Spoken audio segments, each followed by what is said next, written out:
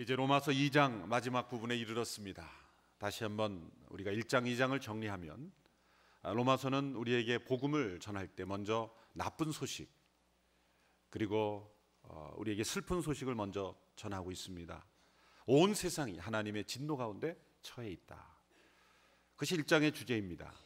그 이유는 불의로 진리를 막고 있기 때문이다.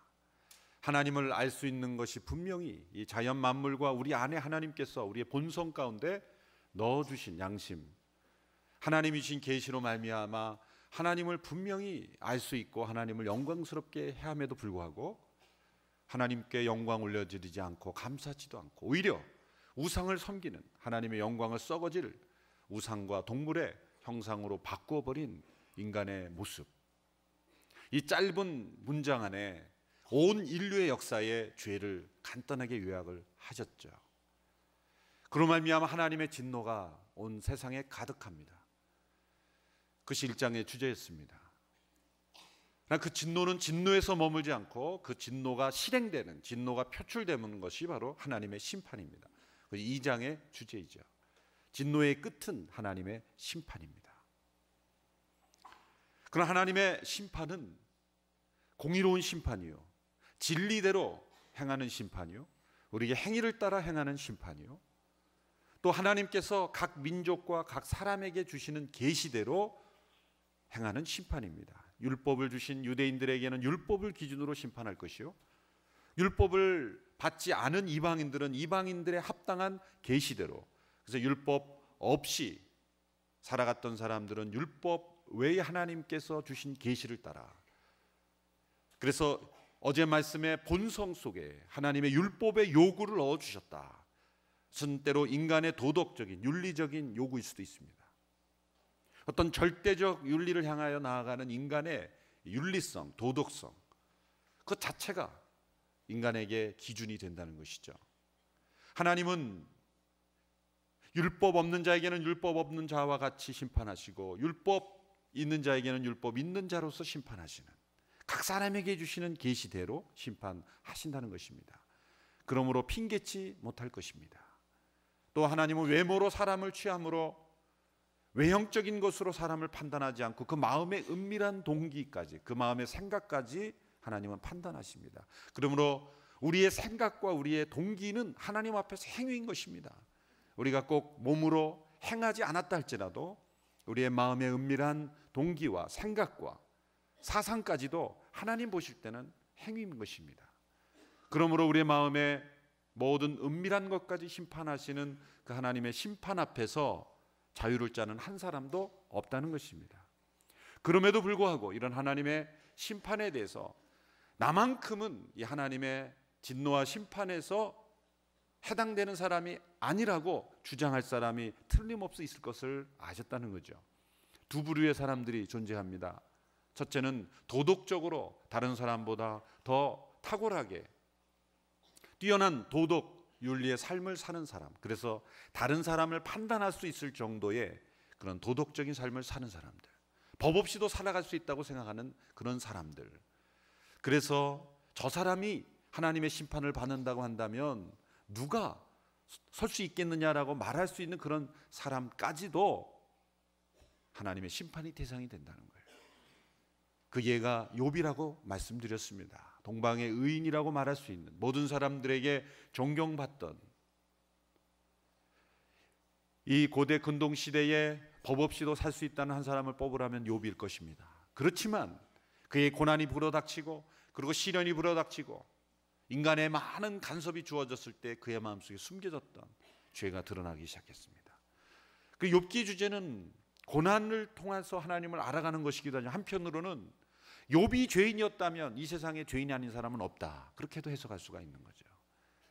욥처럼 도덕적으로 의로운 삶을 성실하게 살았던 사람도 그 마음속에 죄가 있었다면 하나님의 진노와 심판 앞에서 자유로울 사람은 아무도 없다는 것이죠. 또 하나의 부류의 사람들이 바로 종교적 의의를 쌓아가는 사람들입니다. 사도 바울은 그 예로 유대인들을 들었습니다.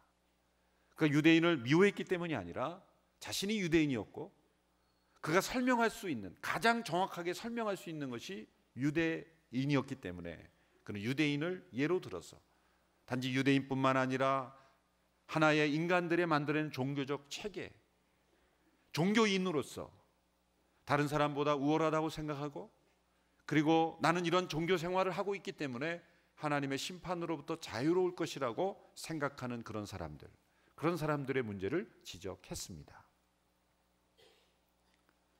그러나 율법 앞에서 어떠한 사람도 그 율법을 완전하게 지킬 수 없기 때문에 종교적 의로서는 하나님 앞에 그 심판을 면할 수가 없다. 그것을 어제 말씀에서 강조했습니다. 도덕과 종교, 이것이 바로 하나님의 심판을 면해보려고 하는, 그 심판의 대상으로부터 제외될 수 있다고 생각하는 인간들의 대표적인 두 개의 영역인 것입니다. 도덕과 종교. 그러나 왜 이 두 가지 영역이 하나님의 심판을 면하게 할 수 없습니까?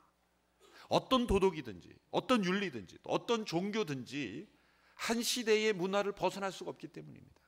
상대적이기 때문입니다. 그러면 기독교는 종교가 아닌가요? 아닙니다. 여러분, 이것을 분명하게 이 차이를 깨달아야만 우리의 믿음의 근본적인 변화가 일어나는 것입니다. 물론 사회적으로 일반 문화적으로는 기독교를 하나의 종교로서 인정할 것입니다. 그러나 믿음 안에 있는 저희들은 기독교가 종교가 하나의 종교 중에 하나의 선택사항이라고 생각해서는 안 되는 것입니다. 왜 기독교가 종교가 아닙니까? 종교란 인간들이 만들어낸 어떤 사상적인 체계입니다. 종교란 어떤 창시자의 가르침을 따라 살겠다고 생각하는 사람들입니다. 그러면 우리도 예수님의 가르침을 따라 살고 있지 않나요? 맞습니다. 그러나 거기에 머무는 것이 아니죠. 다른 종교의 창시자의 가르침을 따라 그렇게 선하게 도덕적으로 살겠다라고 하는 것과 같은 것이 기독교의 전부가 아닙니다. 우리가 믿는 신앙의 전부가 아닙니다. 우리는 예수님께서 말씀하신 내용을 따라, 가르침을 따라 사는 것은 물론이거니와 어떤 종교에도 없는 살아계신 인격으로서의 하나님, 예수 그리스도의 말씀만 우리가 지키려고 하는 것이 아니라 그 예수님이 지금도 살아계시다는 거죠. 그 살아계신 분과의 연합, 그분과의 교통, 그분과의 대화, 이러한 살아있는 인격적인 하나님과의 교통이 어느 종교에 있습니까?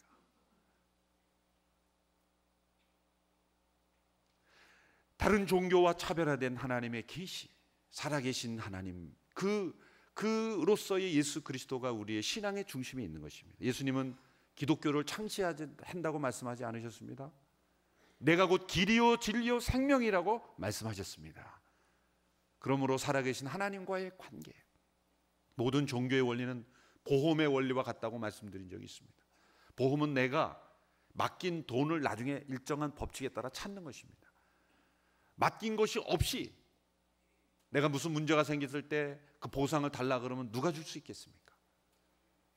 보험의 조건, 보험의 어떠한 그 체계에 철저하게 맞아야만 보상이 나오는 것입니다. 세상의 종교적인 틀 안에서 이러이러한 조건을 갖춰야만 당신에게 이러한 것이 보장된다라고 하는 것이 바로 세상의 종교들이죠. 일종의 한마디로 말하자면 do, 하라, 그러면 너에게 있을 것이다. dio, 하라, do, 뭔가를 해야 되는 것입니다. 우리가 행위가 있어야 되는 것입니다. 내가 디파진 같은 것이 있어야 됩니다. 내가 미리 낸 보험금이 있어야 나에게 돌아오는 것, 이게 세계적인 종교의 원리입니다. 그러나 예수님은 우리에게 주시는 요구를 통해서 우리가 의로워질 수 없다고 말씀하셨어요. 아무것도 우리가 행한 것이 없이 의롭다함을 받는 것, 우리가 행한 것에 근거한 것이 아니라 하나님의 은혜로 말미암아 우리에게 주시는 하나님의 선물로서 우리가 구원을 받는다는 거예요. 그래서 우리의 구원은 인슈어런스가 아닙니다. 보험이 아닙니다. 어슈어런스, 확신. 하나님이 우리에게 선물로 주신 것을 받아들이는 것. 세상에 어떤 종교의 원리 체계와 차별화된 종교라고 말할 수 없는 이것이 바로 진리인 것입니다. 이것이 바로 길이요 생명인 것입니다. 그러한 이 세상의 종교적 의로 얻는 의가 아닌 또 다른 의가 있다는 것이 3장에 가서 말씀드릴 겁니다. 이제 2장에서는 하나님의 심판 앞에 아무도 자유로울 수 없다. 어떤 도덕으로도 어떤 종교적 노력으로도 하나님의 심판에서 벗어날 수 없다라는 것을 강조하는 것입니다. 오늘 마지막 부분에서 사도 바울은 이 할례라는 제도를 통해서 유대인들의 마음속에 있었던 종교적 체계, 종교적 신념, 어떤 종교적 의를 해체시키고 있는 것입니다. 이런 유대인들의 사고방식, 유대인 신드롬이라고 말할 수가 있죠. 근데 우리도 믿음의 생활을 오래 하다 보면 자칫 잘못하면 종교 생활에 빠질 때가 있어요. 유대인 신드롬에 빠질 때가 있어요. 누군가에게 교회를 다니고 있는 어떤 분에게 예수 믿으십니까? 그랬더니 제가 교회를 나오고 있지 않습니까? 물론 맞는 말이죠. 교회 나오냐 나오지 않느냐 물어본 게 아니라 예수님을 믿으시냐고 물어본 건데 제가 여기 예배 나와 있지 않습니까?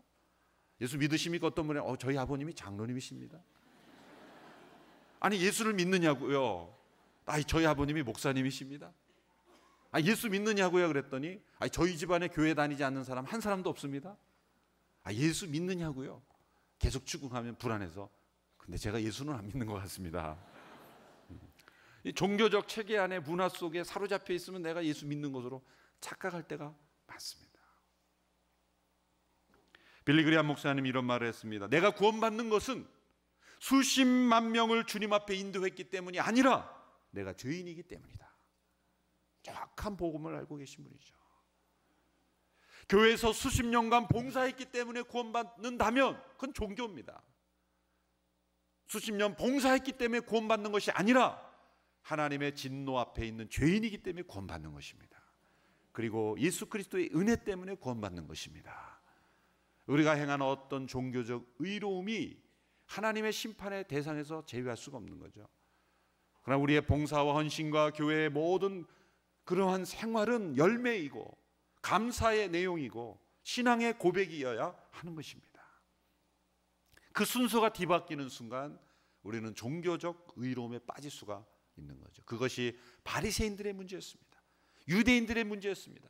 그들은 율법을 소유하고 있기 때문에 그들은 하나님의 뜻을 잘 알고 있다고 생각했고 율법을 가지고 있기 때문에 그들은 심판의 대상에서 제외된다고 생각했던 것입니다. 이스라엘 역사를 보면은 사울이 했던 잘못된 의식이 바로 그것이었죠. 블레셋과의 전쟁이 났을 때 법궤를 가져오라 그랬습니다. 왜 법궤를 가져오라 그랬습니까? 하나님을 의지하는 신앙의 표현이 아니라 법궤가 우리 곁에 있으면 전쟁에서 이길 것 같으니까. 맞는 말 같은데 틀린 말이었습니다. 성경책을 가슴에 품고 전쟁에 나가면 총알이 피해갑니까? 물론 하나님께서 기적적인 방법으로 총알이 맞았는데 성경책에 이렇게 부딪혀서 그런 간증도 제가 들어본 적이 있어요. 그러나 성경책을 품고 있다 그래서 총알이 저절로 피해가진 않습니다. 그렇게 생각하는 것은 성물주의, 세크레멘털리즘이에요. 법궤가 있으면 우리가 전쟁에 이긴다. 그런 생각을 가지고 하나님이 어떻게 하니까 법궤를 뺏겨버리게 하셨어요. 법궤를 블레셋이 가져가 버리게 하셨어요. 내가 법궤 때문에 법궤와 함께 하시는 하나님의 임재를 보여주었지만 자동적으로 법궤가 너희 곁에 있다고 해서 너희들의 믿음의 고백이 없이 믿음의 고백도 없는데 법궤가 함께 있다고 해서 자동적으로 전쟁에 승리한 게 아니라는 걸 보여주기 위해서 하나님께서 법궤를 빼앗겨버리게 해보셨어요. 그런데 놀랍게도 그 이방인들의 민족이 법궤를 빼앗아 갔지 않습니까? 근데 자꾸 이상한 일이 생기기 시작하는 거예요. 법궤를 막 방치하니까 막 그 사람들에게 재앙이 임하고 막 일이 있어. 그 법궤를 서로 가지지 않으려고, 보관하지 않으려고. 거기에서는 또 신비한 일이라는 거예요. 법궤가 있기 때문에 놀라운 일이라는 거예요. 왜? 그들은 이방인들이기 때문에. 함부로 대하지 않게 하려고. 이 양면을 잘 우리가 이해해야 합니다. 우리가 신앙 안에 있으면서 잘못된 종교적 의에 빠질 수가 있습니다. 이러한 모든 의로움을 벗겨내고 우리가 하나님 앞에, 하나님의 진노 앞에 있는 죄인, 하나님의 심판 앞에 서 있는 죄인으로서 먼저 나아가야 하는 거예요. 지금까지 교회 안에서 쌓은 모든 어떠한 이력 다 내려놓고 로마서를 읽어야 구원의 감격이 회복되는 것입니다. 근데 1장, 2장을 읽는데도 내가 수십 년 교회에 있었던 경력이 더 크게 생각이 나면 구원의 감격이 없어지는 거예요. 무엇이 더 크게 됩니까? 내 신앙 이력, 봉사 경력이 더 중요하게 되면 우리는 순식간에 믿음의 살면서 종교적 삶으로 떨어져 버리는 겁니다. 유대인들의 잘못에 빠지게 되는 것입니다. 유대인들을 5가지 질문으로 질책했죠. 유대인의 남이 무엇이냐? 너희가 율법을 소유하냐? 율법을 안 지키지 않냐? 가르치는 자가 너 자신을 가르치지 않지 않냐? 우리가 종교적 의로움에 빠지게 되면 자기 모순에 빠지게 된다는 거예요. 그 대표적인 예가 바로 할례 제도였습니다. 할례 제도는 유대인의 심벌이었습니다. 유대인의 유대인됨을 보여주는 그러한 대표적인 예였죠. 이런 종교적 체계를 유지하고 있는 아주 중요한 제도가 할례 제도였습니다. 탈무드에 보면 유대인들은 심지어 아브라함이 지옥 입구에서 할례를 받았는지 안 받았는지를 확인하고 할례 받은 사람은 지옥에 들어가지 못하도록 막아준다고 그렇게 믿기까지 했다고 합니다. 이제 25절에서 29절에서 이스라엘 백성들이 종교적 의로움의 하나의 심볼로서 유지하고 있었던 이 할례 제도가 더 이상 무의미하다는 것을 선언하고 있는 것입니다. 그래서 스스로를 하나님의 백성이라고 생각하고 심판으로부터 면제받는 대상이라고 생각하는 유대인들을 그 사고방식을 무너뜨리고 있는 것입니다.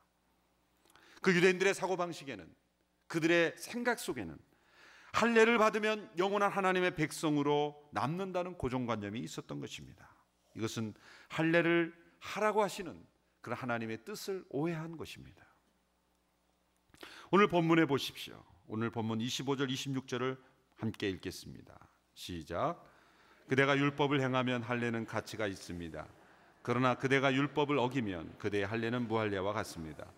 할례 받지 않은 사람이 율법의 요구를 지킨다면 그의 무할례가 할례로 여겨지지 않겠습니까? 27절까지 있습니다. 시작. 본래 할례 받지 않은 사람이 율법을 지키면 율법의 조문과 할례를 소유하고도 율법을 어기는 그대를 심판하지 않겠습니까?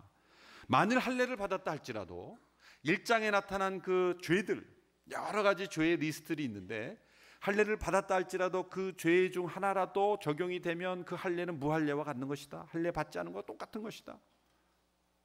할례 받은 그 증거가 죄인이 아니라는 증거가 아니라는 거죠. 만일 반대로 할례를 받지 못한 이방인이라 할지라도 그 율법을 지킨다면 그는 할례를 받은 거하고 동일한 것이다. 아주 중요한 선언을 하고 있는 것입니다.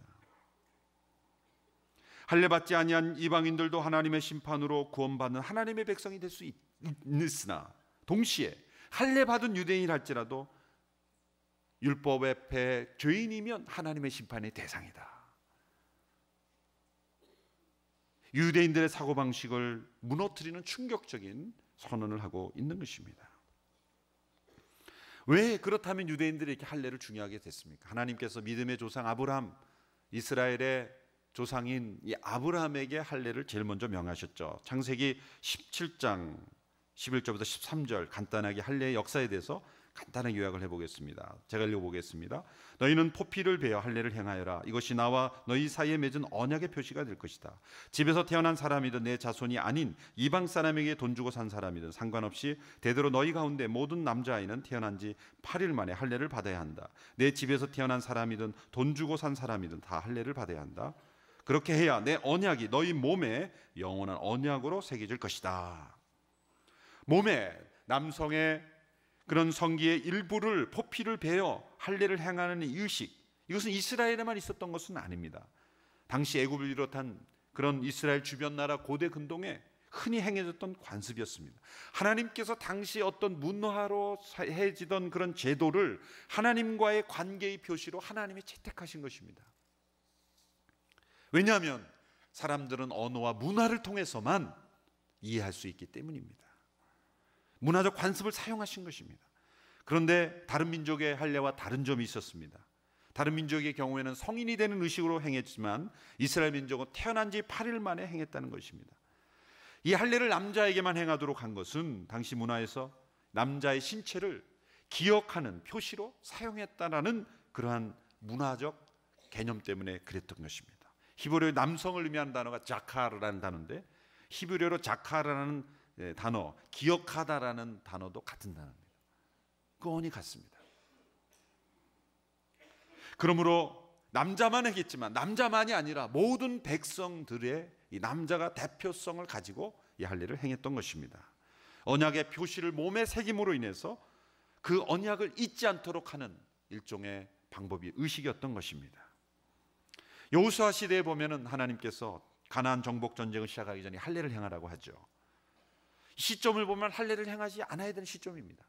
그러나 하나님께서 뭐라고 말씀하시면서 할례를 행하라고 하셨는지를 보십시오. 여호수아 5장 9절의 말씀 우리 같이 한번 읽어보겠습니다. 여호수아 5장 9절 시작. 그때 여호와께서 여호수아에게 말씀하셨습니다. 오늘 내가 너희에게서 이집트의 수치를 굴려내 버렸다. 그리하여 그곳 이름이 오늘날까지 길갈이라 불리게 되었습니다. 자, 이 말씀을 받은 이스라엘 백성들은 출애굽 세대가 아닙니다. 여호수아와 갈렙 이외의 모든 사람들은 바로 광야에서 태어난 세대들입니다. 그들은 애굽의 경험이 없습니다. 그런데 그들에게 할례를 행하라고 하시고 뭐라고 말씀하십니까? 애굽의 수치를 끊어내었다. 애굽의 수치를 굴러내버렸다. 왜 그렇게 설명하시는 것일까요? 어쩌면 광야의 수치를 끊어내었다 이렇게 설명하면 좀 이해가 될 텐데 그렇게 설명하지 않고 이 애굽의 수치를 경험하지 못한 사람들에게 애굽의 수치를 내가 끊어내었다 이렇게 설명했다는 거예요. 그러므로 이 이집트의 수치라는 것, 애굽의 수치라는 것은 단지 애굽에 있었을 때의 역사적 많은 걸 의미하는 게 아니라 영적인 의미라는 걸 알려주고 있다는 것입니다. 노예 생활을 하지 않던 세대도 애굽의 수치를 그대로 드러냈다는 것입니다. 그것은 우리에게 어떤 의미를 줍니까? 애굽에서 종살이 하지 않았던 그 다음 세대도 애굽의 수치라고 한다면 이 애굽의 수치란 유대인이건 헬라인이건 한국인이건 미국인이건 이스라엘 민족이건 아니면 다른 민족이건 상관없이 모든 사람들에게 가지고 있는 수치라는 것입니다. 그것은 죄의 종되었던 수치, 그 마음에 하나님을 반역하고 불순종하는 그러한 수치, 그 수치를 의미하는 것입니다. 흥미로운 것은 할례라는 단어를 연구해 보니까 이 남자의 신체에 행하는 할례만이 아니라 아주 폭넓게 다양하게 그 의미가 사용됐습니다. 입도 할례라는 단어를 썼어요. 모세가 하나님께 부르심을 받았을 때 변명하면서 이렇게 대답했습니다. 저는 말이 어눌한 사람입니다. 이 어눌하다는 단어가 원어에 보면 할례 받지 못한 입이라는 거예요. 그거를 그렇게 번역을 하면은 도저히 이해를 못하니까 어눌하다 이렇게 번역을 한 거예요. 입이 할례 받지 못했다. 입이 제 역할을 해야 되는데 제 역할을 하지 못했다. 그때 할례 받지 못한 입이라고 설명했습니다. 또 레위기 23장에 보니까 나무 열매를 할 때 그 과일을 먹지 못할 것으로 여기라. 그 따지 못하는 아직 익지 않은 열매를 할례 받지 못한 것 이렇게 설명을 했어요. 오늘 보면 또 에레미야 6장에 보면은 귀도 막힌 귀, 듣지 못하는 귀도 할례 받지 못한 귀다 이렇게 설명합니다. 내가 누구에게 말하고 경고에 듣게 하겠느냐? 그들의 귀가 막혀서 들을 수 없다. 귀가 막혔다는 것도 오늘 할례 받지 못한 귀다 그렇게 설명을 하고 있습니다. 신명기 10장 16절의 말씀을 보십시오. 마음에도 할례가 나옵니다. 신명기 10장 16절 말씀 같이 읽습니다. 시작. 그러므로 너희 마음에 할례를 행하고 더 이상은 목이 곧은 사람이 되지 말라. 마음에 할례를 행하지 않은 사람이 어떻게 된다고요? 목이 굳어지는 겁니다. 그 현상이. 분명히 할례가 몸의 할례만이 아니라 신명기 때부터 하나님은 이미 마음의 할례라는 단어를 사용하셨다는 것을 기억해야 합니다. 그러므로 이 모세 시대에도 할례라는 단어가 아주 생활화된 언어다라고 우리가 아시면 됩니다. 우리나라 말에 이 철이 들었다 그런 표현이 있죠. 철이 들었다. 철이 안 들어서 그래. 입이 철이 안 들고 귀가 철이 안 들고 목이 철이 안 들고 마음에 철이 안 들면 들어야 될 걸 듣지 못하고 말해야 될 걸 말하지 못하고 말하지 말아야 될 걸 말하고 눈이 철이 안 들면 보지 말아야 될 걸 보고 보아야 될 걸 보지 못하고 이 모든 우리의 신체의 각 기능이 제 역할을 하지 못하는 것, 우리는 철이 안 들었다는 표현을 쉽게 말하면 유대인들은 할례 받지 못했다 이렇게 설명했다는 거예요. 여러분, 우리의 신앙에도 철이 있습니다. 철이 들어야 합니다. 보아야 될 것을 보고 들어야 될 것을 들어야 되고 말을 해야 될 것을 말해야 합니다. 그 모든 것들 이루는 핵심이 뭡니까? 바로 마음의 할례가 이루어져야 돼요. 마음의 할례가 이루어지지 않았기 때문에 눈, 코, 이 모든 신체가 잘못된 기능을 하는 것입니다. 마음의 할례. 그러므로 하나님께서 이스라엘 백성들에게 신체의 할례를 행하라고 한 것은 단지 몸을 일부를 끊어내는 것이 아니라 그 의식을 행함으로 마음의 할례를 기대하셨던 겁니다. 그러나 우리의 마음속에, 인간의 마음속에 있는 무서운 사악한 인간의 더러워진 마음은 어떠한 고통스러운 그러한 고통을 통해서 신체의 일부를 끊어내도, 팔을 끊어내고 다리를 끊어내도 끊어지지 않는 죄악이 있다는 거예요. 제가 예전에도 한번 예화로 사용한 적이 있습니다만은, 프랑스의 어느 마을에 예전에 중세 시대인가 어떤 시대에 소매치기가 너무 많아서 소매치기를 붙잡으면 처형을 하는, 아주 손을 끊어냈겠죠. 공개 처형을 하는 그런 일을 집행했다고 합니다. 수많은 사람들이 모였는데 그날 가장 많은 소매치기가 일어났다고 하죠. 왜냐하면 그 처형 장면에 거기에 몰두하고 있을 때 뒤에서 그 지갑을 훔치고 소매치기 범을 처형하는 장소에서 소매치기를 하는 이 대담한 인간들, 끊어지지가 않는다는 거예요. 변하지 않습니다. 마음의 할례가 이루어지지 않으면 손을 끊고 다리를 끊어도 죄는 사라지지 않는다. 그 미국에서 그런 일이 있었다고 합니다. 텍사스에서 휴가를 떠난 어떤 가족이 우연히 그 부두에서, 항구에서, 그 텍사스에는 부두가 없고 텍사스 사는 분이 다른 쪽으로 여행을 갔는데 그 물에 흠뻑 젖은 그 한 개를, 작은 개를 발견했습니다.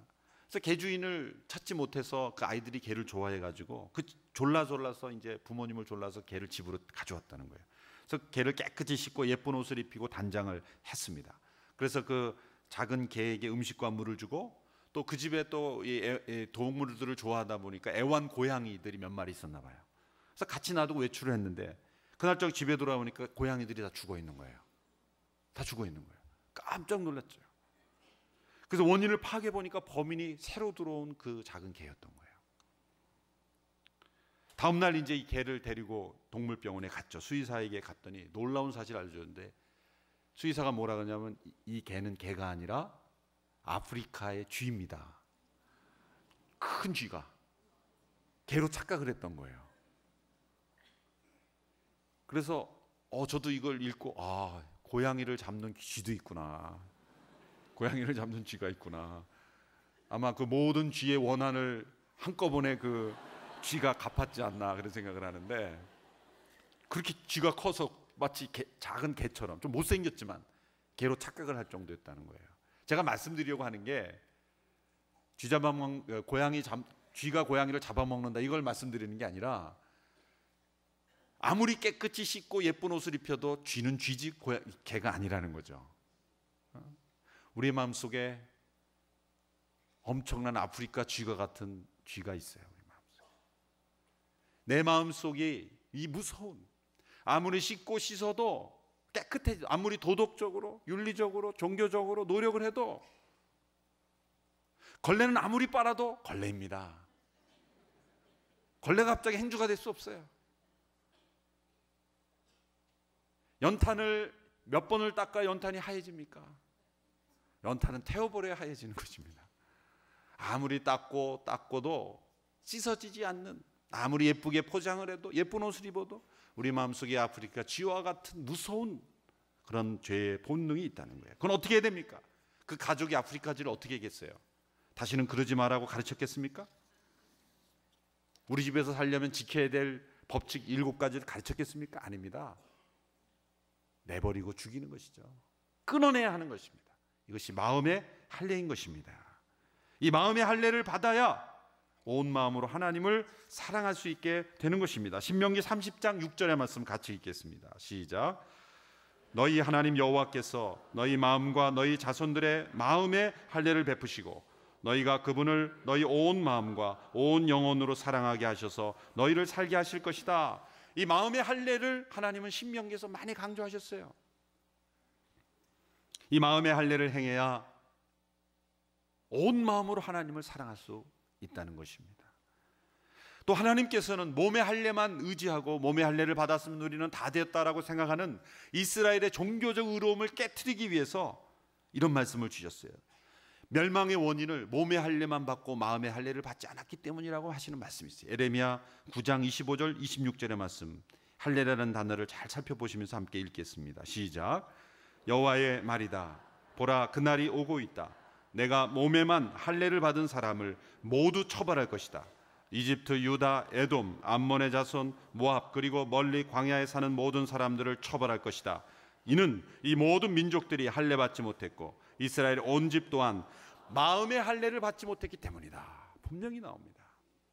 그러므로 이 하나님의 여러 말씀을 종합해 보면, 제가 몇 구절만 했지만 이스라엘 역사에서 하나님은 아브라함에게 몸의 할례를 행한 것으로 모든 것을 보장해주고 하나님의 심판에서 제외시켜주고 구원을 보장해주고 영원한 나라의 하나님 백성으로 인정한 것이 아니라는 거죠.